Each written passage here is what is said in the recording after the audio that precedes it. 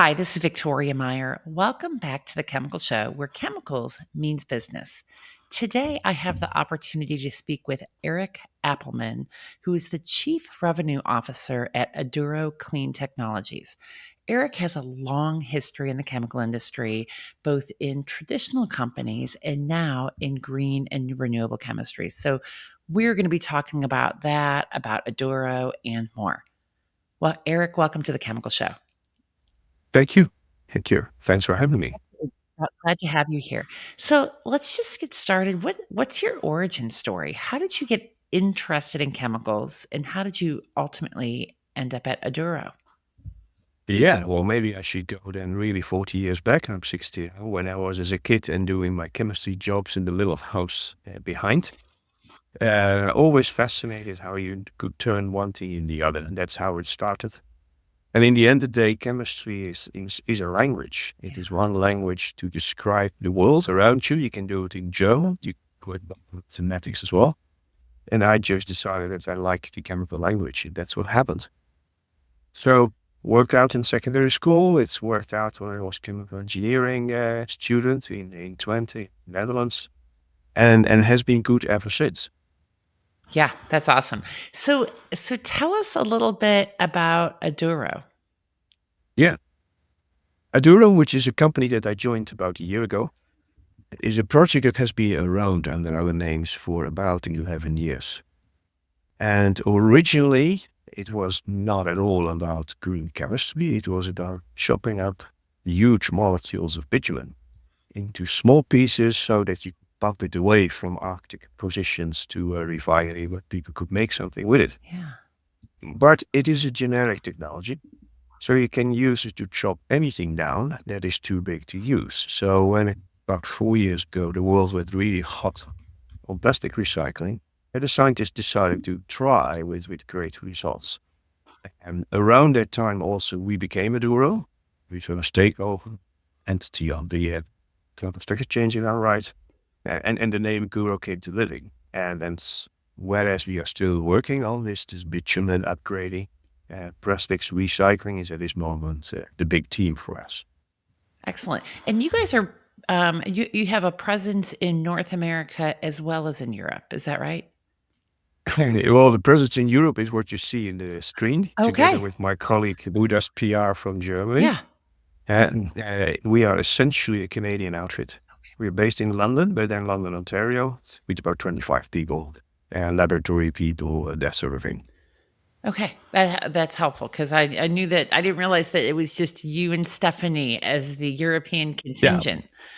That's Yes. Yes. awesome. That's exciting. So, Eric, you've seen a lot throughout your career, and a lot of the evolutions of companies and industry, et cetera. And today we're in an era of sustainability, driven by a lot of things, right? Recognition that we need to have a cleaner, more sustainable environment, recognition that we want to reduce carbon in the environment.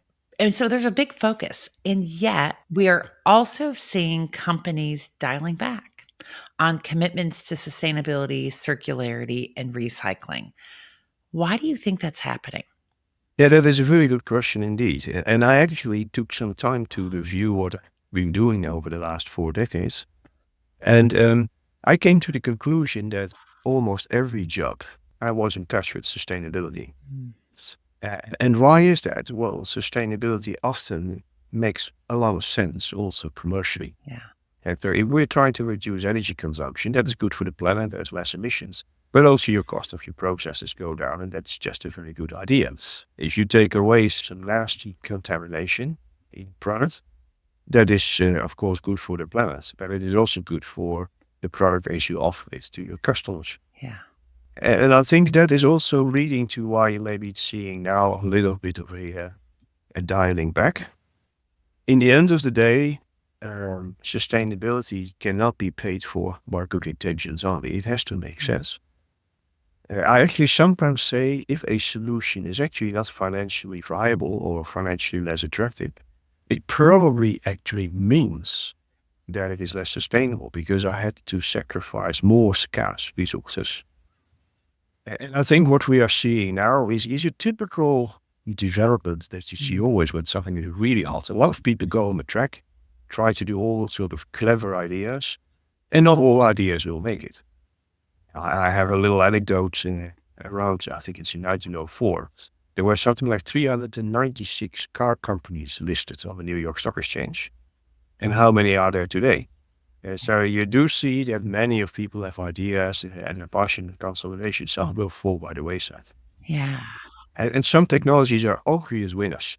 If I'm from the Netherlands, if I look to our partner North Sea, perfect area, there's always wind, it's not very deep, with tons of customers nearby. Wind energy is in our radar. But solar energy in our country, well, although it is doing better than you think, and well, we are as north as Labrador here. And so in the winter, our days are very short and it becomes less attractive. And I think that is what we are seeing. It is a natural selection process that we are witnessing. There are periods that everyone is running behind something. A lot of things are structured. And then, yeah, inevitably, some things will turn out better than others. Yeah. So I'm not worried.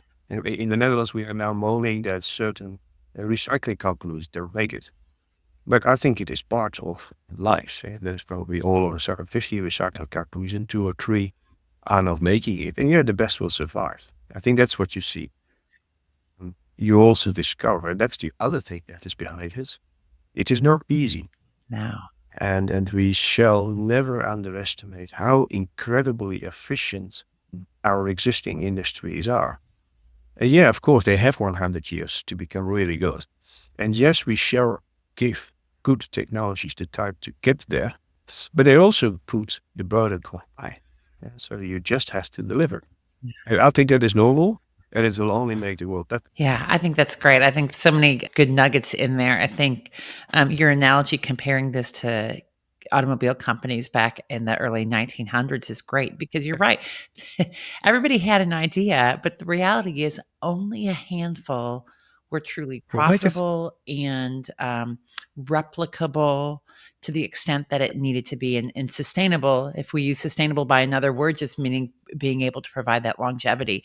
The other piece, and I talk about this with folks, is I do think the chemical industry in many ways is inherently circular. We're circular because it's profitable, because somebody saw a waste stream going to a flare and said, surely there's a better way of using those molecules. And oh, sure enough, it gets diverted, it gets turned into something else that creates a revenue And I stream. think, So I think all of the new developments that we're seeing today, from Aduro and from other companies as we develop sustainable technologies, has to be profitable, has to make sense on a number of levels, and ultimately, things will shake out and there will be winners. yeah. Yeah, And of course, you have to be honest in what things cost. Because yeah, gone are the days that you can belch out any sort of dirty gas and not pay for it. right. And thank God it hasn't. And by putting a price on it, it has been encouraged to develop new technologies. Yeah, And yes, we will probably, well, we have that already in Europe. We have it in, you pay for your carbon dioxide emissions. And that's a good thing. And then you are realize I am consuming something. Just like when I'm consuming a raw material, when I'm emitting something, or I'm consuming clean air. yeah, As long as the pricing is fair, you will get the right incentives right. towards a more sustainable world. Right. Well, and I think the whole aspect of pricing is so interesting because it also, in some ways, ties to what technologies and approaches are going to be successful. It also ties to Yeah, kind of consumer and individual behavior. Number one, consumers' willingness to pay more to yeah, have the sustainable product they say they want. Secondly, you talked about the plastic recycling, and just that is yes, a critical component of your technology and others in consumer and individual behaviors play such a big role, right? So I think this area of recycling has it's got a lot of misconceptions, right? So yeah, I assume, you assume, others maybe assume that whatever we place in a recycle bin is recycled and reused.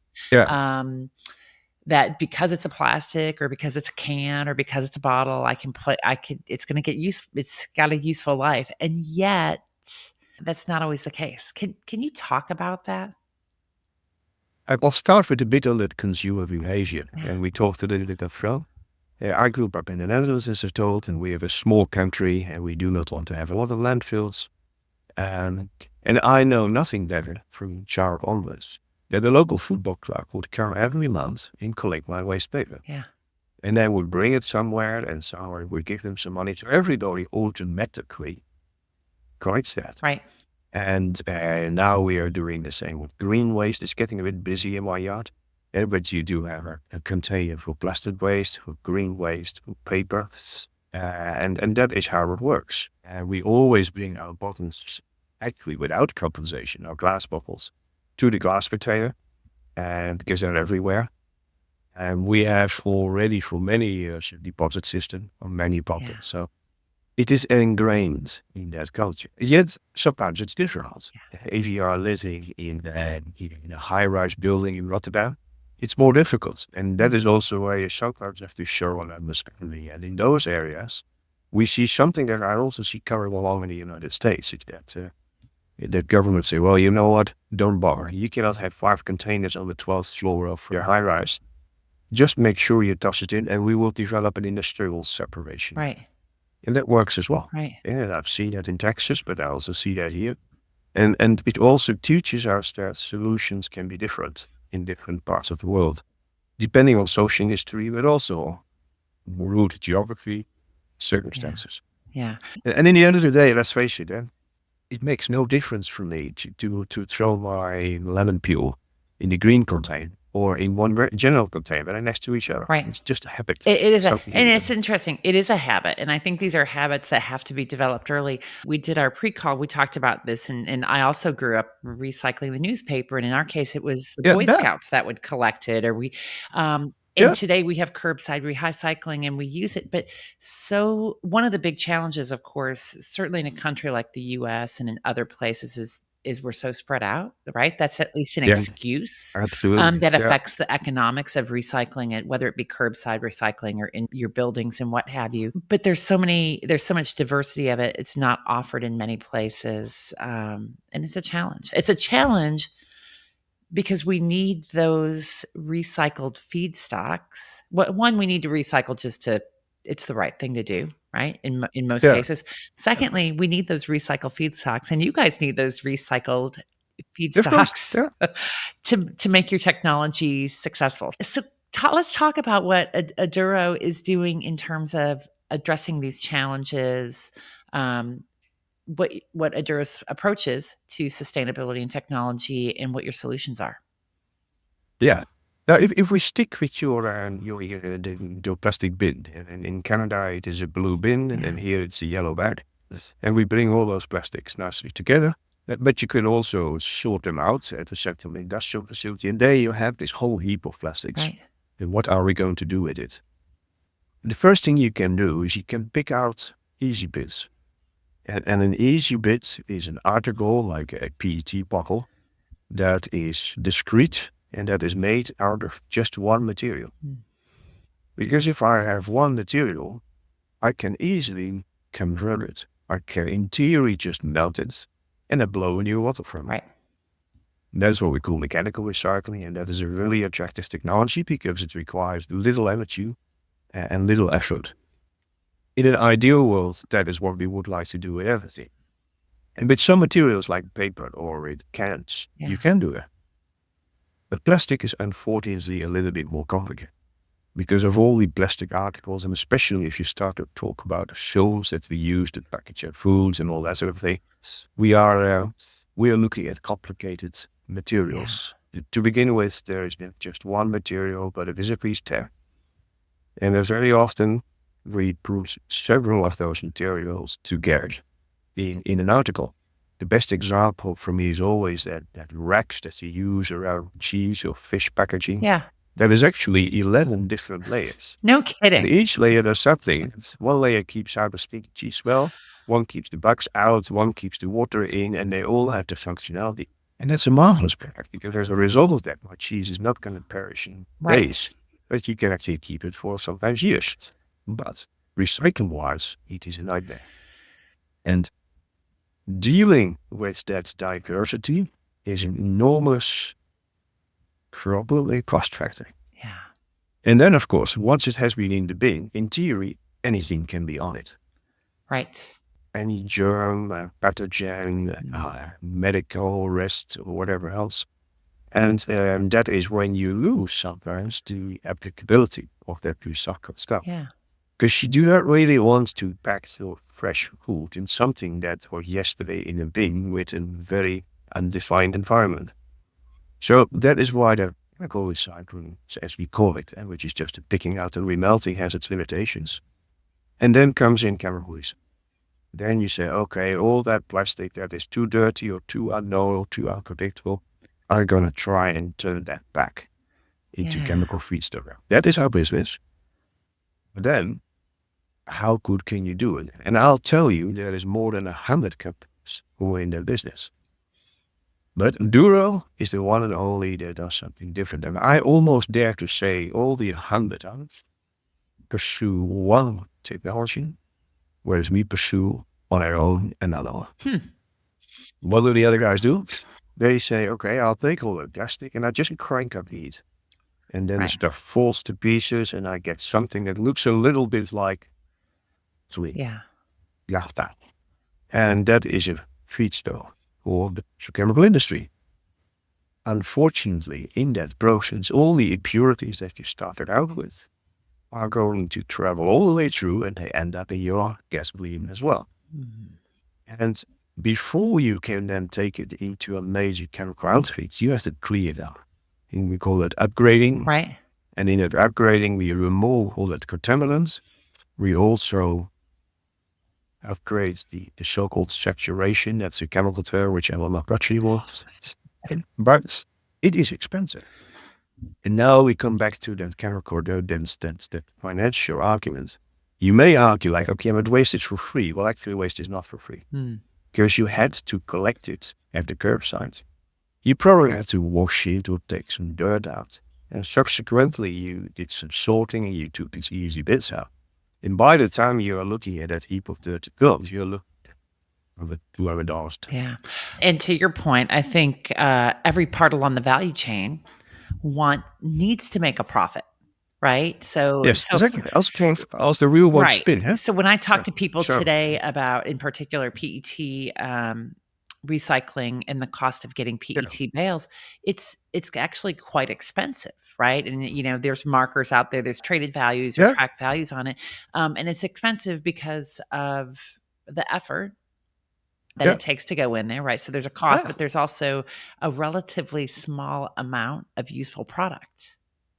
Compare it to crude oil. You Yeah, go to some desert, you hit a hole in the ground, then you fill up your mammoth tank of 1,000 tons and you sail it to a big petrochemical company. yeah. Logistically, it's much more easy. Hmm. Now, the good thing about what we do at Aduro is that if we take that heterogeneous mixture, Yeah, we will deal with these contaminants in such a way that they very elegantly lead the process to the side door. And the oil or the naphtha that we make is cleaning us to be sent into a petrochemical facility without any additional treatment. And that is a colossal, that's a game that changer. is a game changer. Is this a catalytic process? I mean, can you shed any insight into like how Yeah, this is happening? I can try to do that. I apologize to the audience, it is not that chemical. But what we do is we do the process at relatively mild conditions by using a catalyst, as you say. So not as hot. And what we do is by adding a little bit of water and a little bit of a simple organic molecule, think of ethanol Okay. or glycerol. And we let several reactions happen at the same time. And because of the presence of the water Yeah. and that other molecule, we are able to almost in situ refine that complicated dirty mess and produce a very clean hydrocarbon Interesting. that you can stick into your Okay. chemical plant. Okay. And that does not only mean that we save a lot of post-treatment costs, but it also means that we do not do so much work up front because we can take that dirty in rather than a hide fuel. And you still have to find a place to send the impurities, but you're doing it in Yeah, a different way. you will concentrate that. Yeah. Yeah, as you say, the whole value circle, as I call it, in the value chain, it still has to shape out. Yeah. But I could see that that may go for, then you're talking about less than 10% of the original. Mm. Maybe there's also incineration. Maybe it goes to gasification and back to something. And you may even get to minerals recovery, but that is all far away. And Yeah. that's not our whole job. Yeah. Interesting. So, what's been the customer or market response to your technology and your offerings? And it's really interesting. And the first question is, of course, who are my customers? Well, yeah, that is a great And question, actually. Yes, let's I start talked there. about your the value circle, and there are a number of actors. One actor is the petrochemical industry. They are, of course, used to big chemicals and they could handle it. But they have an interesting question, Lumi, and that is the obligation to supply circular carbon. We are going to a situation where we will have minimal recycled contents. Mm. And then it's better that you have that. So they have a big interest. And I think I'm fair if I'm saying that any big petrochemical company that I have approached with our story loved it. And they are all following it and they're asking for clarifications. And of course, they are picky and of course, they are critical. But they really see that what we do, which is recycling of that carbon at the lowest possible cost Mm. and at the lowest possible loss and at the lowest possible after treatment and complexity, holds tremendous promise. So I have easily 10 major petrochemicals all over the world who are literally observing very closely what we do. Cool. But it's not only that, because on the other side is the guys that collect all the waste, Yeah. the waste management company. And they have to make a living as well by creating as much value as possible from those waste streams. And they also realize that, hey, I do need a solution, the dirty stuff, to make the whole recycling affordable. Yeah. It is always easy to take that 20% that is easy to recycle. But hey, by the way, what am I now going to do with that 80% that is left? And that is obviously more horrible than what I started out with. So they need a solution for everything. And that is why it's actually a bit of a tendency of the last months that I noticed that the waste management companies realized that they need a good suite of technologies to deal with all that plastic and then all that plastic and no sort of hazy leftover that I have to landfill anyway or something like that. Yeah. I like that description of a suite of technologies because I do think there's not going to be a single winner or loser Yeah. in this, that there No, has to be absolutely a not. combination of technologies, solutions, approaches that Yeah, will help us win the game. yeah, So absolutely. where are you guys on your path to commercialization, right? So I know from talking But to other leaders in this space that it is yeah, not a straightforward path nor short. no, we started a little bit late because most people on competing valve waste, they started already at 2005. And Mm, it's a long time ago, but it sounds odd, but in those days we were very nervous that we didn't have enough fossil carbon. right. That was very quickly resolved by creative people in the States who discovered fracking or had upgraded fracking, and then suddenly that problem was solved. But a lot of people at that moment started to work converting plastic waste to fuels. And then they went, of course, all a bit into hibernation, but they had all the technology ready. And when the plastic case came up, they could just pick it up again. Yeah. We came from that core of bitumen. I mean, it was our first tree. And it is only like 4 years ago that we said, okay, let's see what we can do with plastic waste as well. We are now at a stage where we're building our pilot plant, a continuous integrated pilot plant, Okay. and that will be ready beginning of next year. Then we will be able to test all sorts of wastes. We will be able to set all sorts of conditions. And then it should go quickly towards commercial installations. Okay. Yeah. And targeting initially North America. Obviously, you guys are Canadian based. Is the target Well, North America that or is a very good elsewhere? question. Yeah, this is very, here you're almost into politics. Which are the Mm, places where you will have traction first? And you can argue in Europe, we have a long tradition of yeah. recycling. We also have a tradition, this is a little bit less well known, that the chemical industry takes liquids as a feedstock. Yeah. So Europe might be a very good place to start out with. The beauty that I always have had about Latin America, it's what my sons and I really love places like Texas. If something works, you just go for it. Yeah. And you build for it and you access your massive capital markets and your scaling abilities. And not for the first time, you might see here that in the end of the day, in North America, the first capacities might come along Mm. because it works.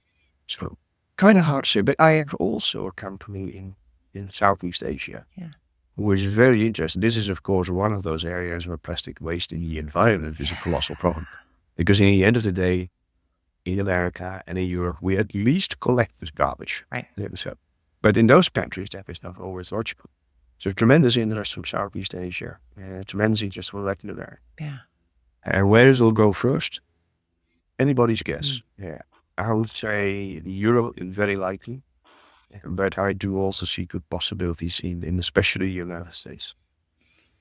Yeah, well, I guess we'll see, right? This is all, Yeah, it's yeah, part of the yeah. game and part of the At gamble in least, some yeah, ways, yeah. right? To see where the solutions, how they really manifest and how they And you must accelerate be open, yeah. and turn That into is positive very outcomes. important. What is very important for us also for that reason is that we talk to everyone. Yeah, So rather than withdrawing in a laboratory and cooking up a very nice solution, we should be in a permanent dialogue with the yeah, industry. And you will see that there will be changes. yeah. I think 10 years ago, everybody was thinking like, oh, yeah, we will have beautiful clean plastics to recycle. Unfortunately, that's not the case. Not at all. And if you would have built your proposition on that, you would be dead in the water. Yeah, And I think it is very important to be everywhere and listen to the possibility and also tune your proposition. yeah, In America, we need a different way of do that. yeah. Yeah, and I think I mean, certainly governmental regulations Yeah. has a huge part to play in this, both in the investments and what's being offered to support sustainable and green technologies. That's one side of Yeah. it, but also even in terms of what products are allowed to be used, right? Yeah. In the countries, and I know, France famously banned plastic wrap on cucumbers and other vegetables, right? So that you could Okay. like, okay, well, that's great. So you're not going to get that. But, in the US, it's still prevalent and elsewhere. So I think there's just different local customs and local practices. Yeah. So, okay. So I want to turn to a question that, by the way, I didn't tell you I was going to ask you this, but I know that you can Yeah. handle it. I want to talk about leadership, right? So you've Yeah. obviously experienced big companies, private companies, small companies, developing companies. What are the 2 or 3 defining characteristics of leaders that are able to really achieve growth and take a new business, a new technology and evolve it? What do you see as being critical? I can allude to the name of the Yeah. original company that I own myself. And I've actually been always in the business of bringing new ideas and technologies to the market. And I have recognized 3 factors Okay. that has to work. And the first one is what I call real strengths. And that means that you must have something that is really differentiated. And that's not like 5% better than other things. It must be differentiated. If you start from scratch, you better start from a really good idea. Marginal improvement is the good territory for the big companies that will optimize and add time. You bring something new. You have to build on a real strength, a really good idea, well protected. That's it. Yeah. The other thing that is, of course, very important, there must be a real need. And I have worked quite a bit in my earlier career, for instance, in supplying to the cosmetics industry. And we were always saying they want to have vegetable ingredients. But as soon as she then came down and was crossing 5 more, they actually happily do. And the fossil ingredients or Right. whatever else. If it's actually an industry that is not green at all. Mm. And so there was no real need. And you must be brutally honest that this was actually not a need. And it was silly to pursue that idea because that was something that you all could up yourself. Right. And the third thing that is incredibly important is an alignment of the stars. And what I mean by that is there are millions of reasons why your customers, even if you have the best idea, would say yes, thank you, but no, thank you. And you do have to find those interactions where you have them. That's why I want to talk to many customers, because customers A, B, and C might say, oh, this is a brilliant idea, but you know what? I just changed my CEO last time and I have an issue with my factory here. And there's millions of reasons why people will not take something. Yeah. You have to very aggressively hunt for what it is. What does it mean in terms of leadership? Be brutally honest about how good your idea is and what your customer really wants. Mm. And the second one is be open and be searching and be on the hunt and find those pockets where your idea is going to work. So be outblue. And a lot of startups in my previous job, I was director of an innovation campus. Yeah. Where we had more than 100 companies trying to new things. And there are a lot of startups as well. The ones that I really like best were the ones that saw a real lead, a real strength, but also a strong outlooking attitude. And too many stay in the laboratory and try to make it even better without actually knowing what a customer wants. Yeah. Progress over Leadership, perfection. Right? yeah, leadership must be outside in looking, and it must be brutally honest.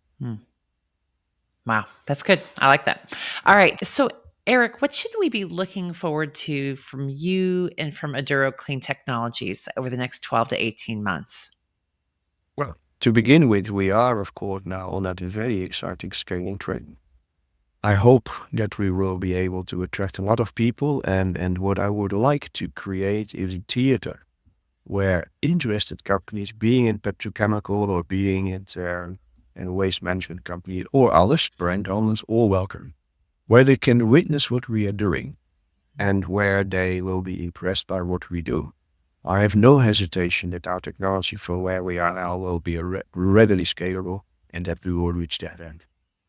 The other theater where we are acting, and that is the sort of beautiful ambidextrous life of a good startup, is that we are working with investors. And we are financed by retail investors, and it is a fantastic thing to realize that we are going to be listing on the NASDAQ very soon. And we That's try exciting. perhaps more money, more funds for this one for having. Are you currently listed today? We are listed in Toronto Okay. and in Frankfurt on a starters exchange, but that's a relatively low liquidity. Right. Obviously, by going to the United States, you come in heaven of capital. Yeah. Yeah, I think that's very cool. And I think until recently, I hadn't realized that startup companies such as yours were actually listing on the NASDAQ as a Yeah, means of raising capital. So I think that's really exciting. yeah, yeah. There's actually originally it starts often by making your retail investors able to trade, Mm. and because there's no liquidity, of course, until you're listed. But it is then in the secondary step, it becomes a way to attract money. And we have done a couple of raises in a row. We've, by the way, never traded down. Every new raise was at a higher price than before. Yeah. And yeah, that is how we work. And this would be a very exciting next step. Love it. Can't wait to see it. Well, Eric, thank you. Thank you for taking the time to speak with me today. I love what you are doing with Aduro Clean Technologies, and I think it's going to be great. Thank you so much. I enjoyed this very much. Absolutely. And thank you, everyone, for joining us today. Keep listening, keep following, keep sharing, and we will talk with you again soon.